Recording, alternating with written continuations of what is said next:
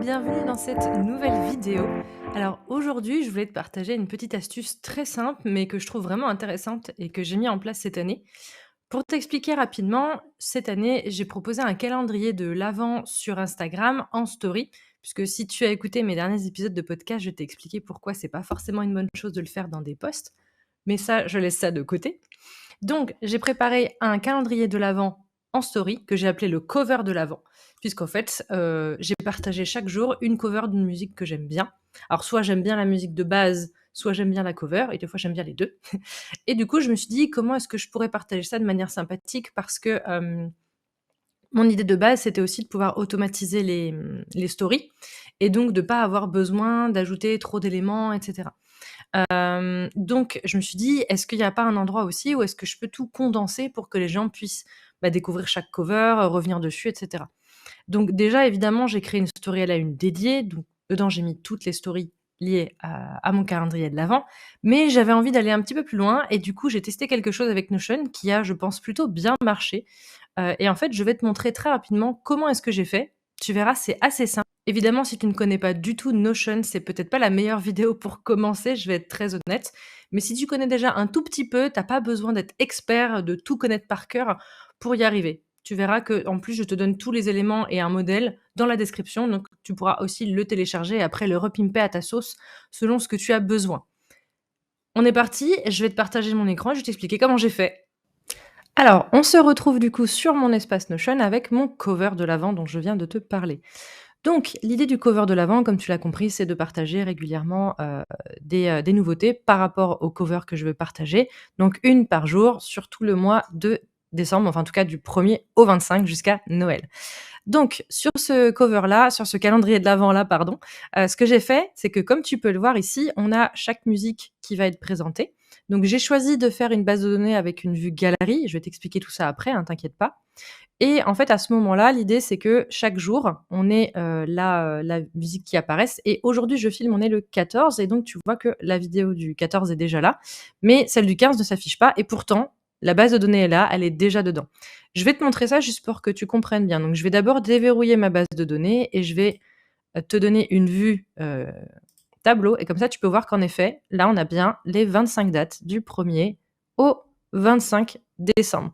Donc ça, c'est important de voir que tout s'affiche. C'est juste que sur cette galerie-là, sur cette vue-là, j'ai mis ici, tu peux le voir, un filtre et un tri qui fait qu'on ne voit pas tout et on va uniquement voir les éléments que j'ai mis dans ma base de données qui sont déjà sortis, en fait. Donc qui sont déjà sortis par rapport au jour le jour où on est, le jour d'aujourd'hui. Donc pour ça, en fait, c'est très simple. J'ai mis un filtre et un tri. Alors, le tri, tu n'es pas obligé de l'appliquer exactement. Moi, j'ai voulu le mettre parce que je trouve ça mieux. Le tri, en fait, il est ici. Il me permet d'avoir les dates, donc dates sur chaque élément dans l'ordre croissant. Mais je pourrais très bien le mettre en décroissant, et c'est-à-dire que la vidéo la plus récente s'afficherait ici en premier. Moi, personnellement, j'aime bien ce côté calendrier de l'Avent, ordonné, etc. Je suis peut-être un petit peu toquée là-dessus. Et donc, du coup, c'est du 1er au 14. Mais techniquement, c'est toi qui choisis l'ordre que tu préfères, d'accord? Donc pour ça, ça veut dire que j'ai automatiquement eu besoin d'avoir une date sur chaque élément.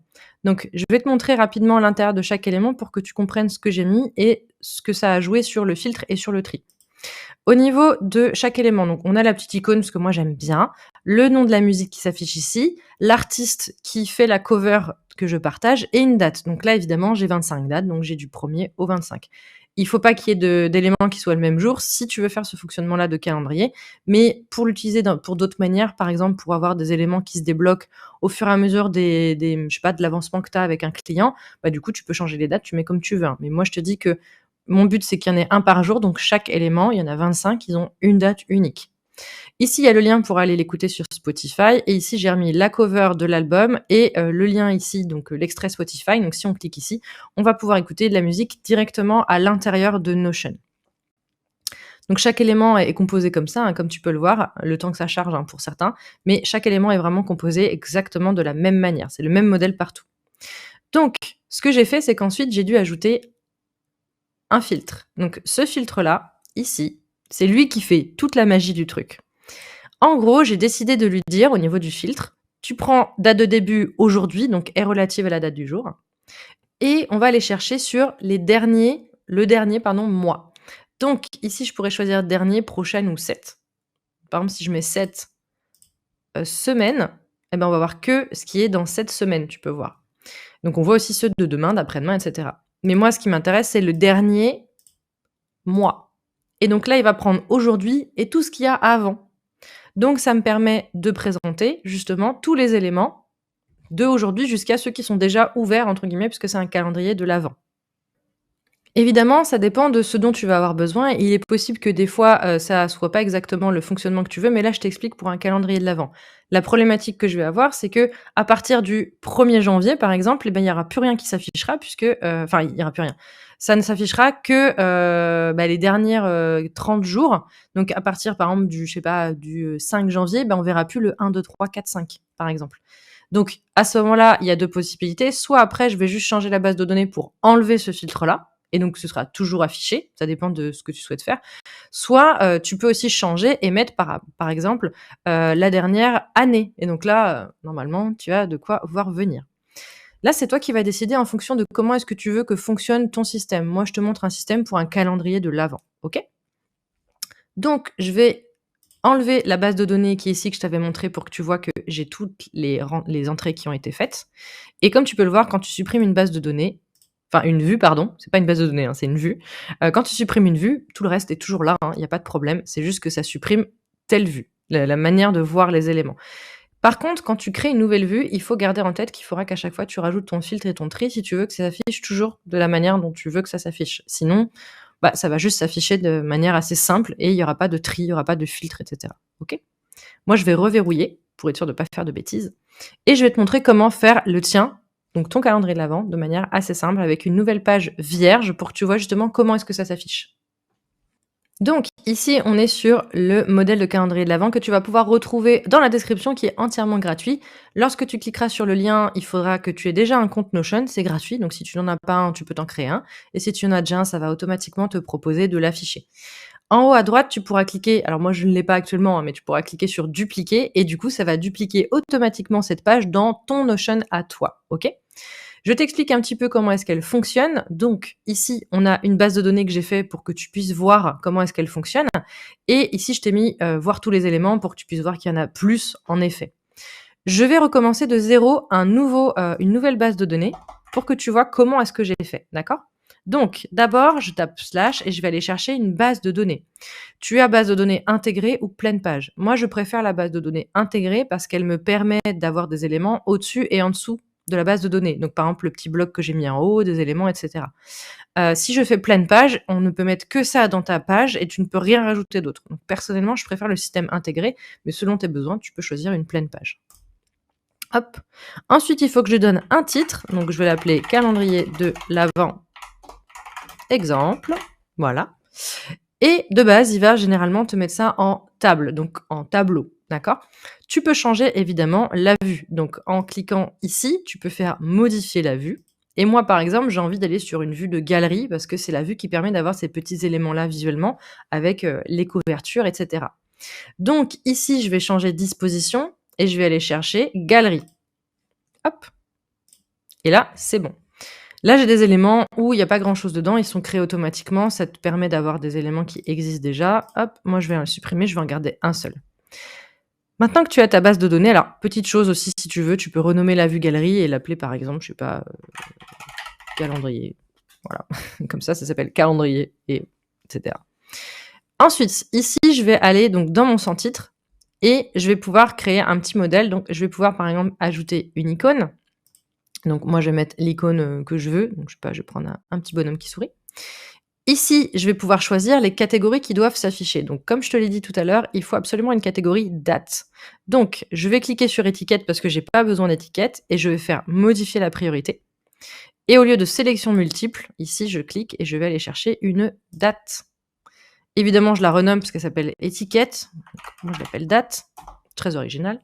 Et moi, personnellement, j'ai envie que les dates s'affichent différemment. Donc, date complète, tu auras marqué, par exemple, aujourd'hui, 14 décembre 2023.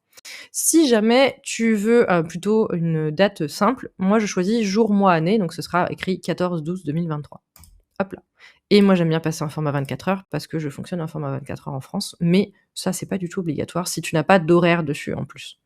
Les horaires peuvent te permettre de débloquer des choses au fur et à mesure des heures, puisque comme le filtre qu'on va utiliser va regarder à partir de là tout de suite maintenant, si je crée un élément pour dans 2 heures, il ne s'affichera que dans 2 heures. D'accord? Donc ça peut être intéressant si tu veux mettre ce système-là en place. Donc ici, je vais rentrer une date, donc par exemple la date d'aujourd'hui. Je vais mettre tiens, la date d'hier pour que tu vois un bon exemple.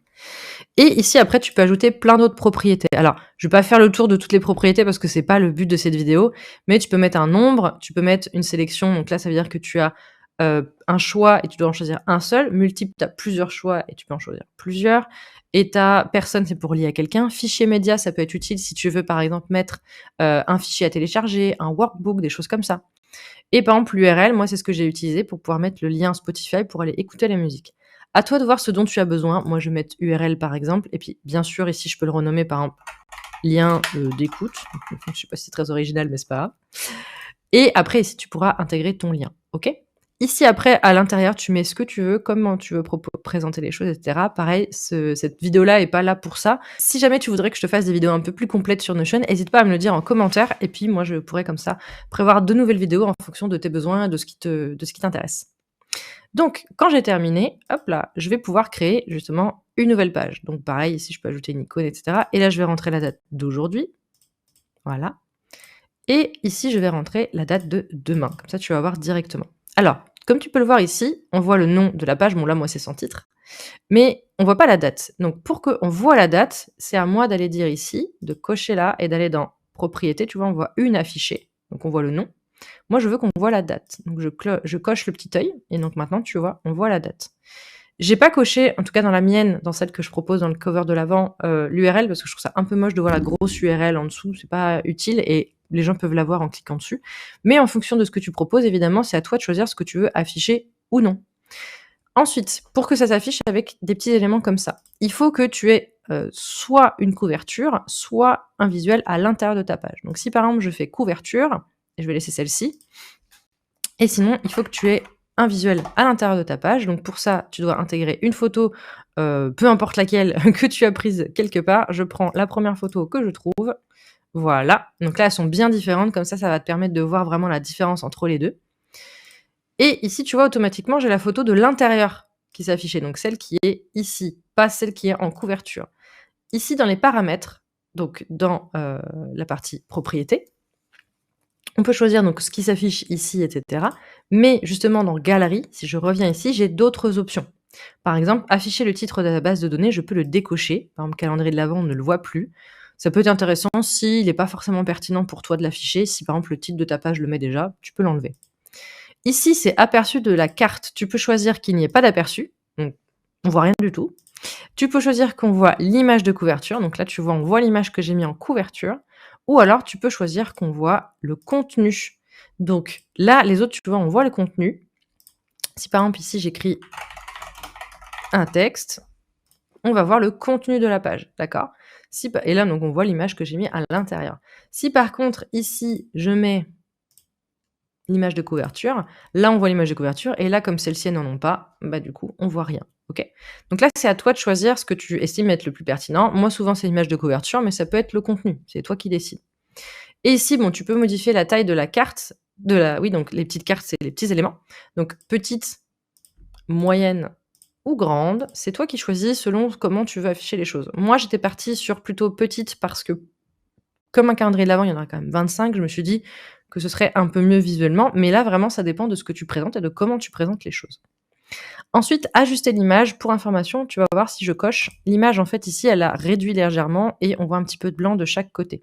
Si l'image était plutôt très horizontale, on aurait du blanc au-dessus et en dessous. C'est-à-dire qu'on va réadapter l'image pour qu'elle rentre dans le petit carré qui s'affiche. Moi, personnellement, je préfère pas ajuster l'image. Je trouve ça plus esthétique de pas voir les bords. Mais franchement, là, c'est pareil. Ça dépend de ce que tu proposes et de ce que tu vas mettre. Si tu as créé un visuel dédié et que tu veux qu'on le voit en entier, tu peux ajuster l'image et tu es sûr qu'on le verra en entier. OK ? Donc, voilà un petit peu pour la base de données. Et quand tu as fait ça, c'est là où on va pouvoir ajouter le tri et le filtre. Alors, le tri, comme je t'ai dit, il n'est pas obligatoire. C'est toi qui décides si tu veux en mettre un ou pas. Moi, personnellement, je préfère pour que ça s'affiche bien par rapport aux dates. Donc, si je clique sur trier, je vais choisir l'élément trié par date, parce que si je trie par nom, ça va être ordre alphabétique, par exemple. Moi, je veux trier par date. Et là, je choisis ordre croissant ou décroissant. Et comme tu peux voir ici, c'est soit dans l'ordre croissant, soit dans l'ordre décroissant. Captain Obvious. Ça, c'est le premier tri. Pas obligé de le faire, mais moi, je trouve que c'est mieux pour être sûr que les éléments s'affichent dans le bon ordre. À toi de voir si tu veux que le premier qui s'affiche soit le plus ancien ou le plus récent. Là, c'est toi qui décides. Et c'est au niveau du filtre, on va changer les choses. Donc là, je vais ajouter un filtre. Donc, je vais cliquer pareil ici sur filtrer. Je vais cliquer pareil sur date. Et là, je vais dire date de début relative à la date du jour. Donc, normalement, j'ai pas besoin de le changer, mais au cas où, tu peux changer ici date de début, date de fin, etc. Et le, avant le. Donc là aussi, tu peux vraiment, par exemple, débloquer les choses à partir d'une date précise, pas par rapport à aujourd'hui. Mais si tu veux que tout se débloque le 25, tu peux choisir et le 25 décembre. D'accord? Moi, je mets relative à la date du jour, parce que je veux que ça évolue chaque jour. Et après, je choisis, donc là, tu peux mettre cette semaine, les prochaines semaines. Donc là, si je mets prochaines semaines, on voit que ce qui va arriver à partir d'aujourd'hui jusqu'à demain, tu vois. Ou ce dernier, donc ce qu'il y a avant, donc une semaine. Et moi, je vais plutôt chercher en mois, et ça va m'afficher les éléments. Et là, comme tu peux voir, on voit plus le 15 décembre. Donc là, c'est toi qui décides ce que tu veux mettre ici. Il y a plein de paramétrages, donc je vais te laisser voir ce qui te convient le mieux. Fais des tests, vois ce qui s'affiche, ce qui s'affiche pas. N'hésite pas à tester. Et si tu veux être sûr de ne pas avoir peur qu'il manque des éléments, tu peux te créer une deuxième vue ici, que tu appelles juste, par exemple, renommer tous les éléments. Voilà. Et donc, quand tu arrives dessus, tu vois bien qu'il y a tous les éléments. On a bien le 15 qui est ici. C'est juste que là, on ne le voit pas parce qu'il y a un tri, un filtre. OK? Donc, quand tu as terminé ça, tu peux ensuite enregistrer pour tous, donc ça veut dire que ça va enregistrer pour toi, donc ça va rester comme ça. Et aussi, s'il y a d'autres personnes qui peuvent venir sur ta base de données, ça s'affichera pareil pour tout le monde. Donc c'est important de le faire.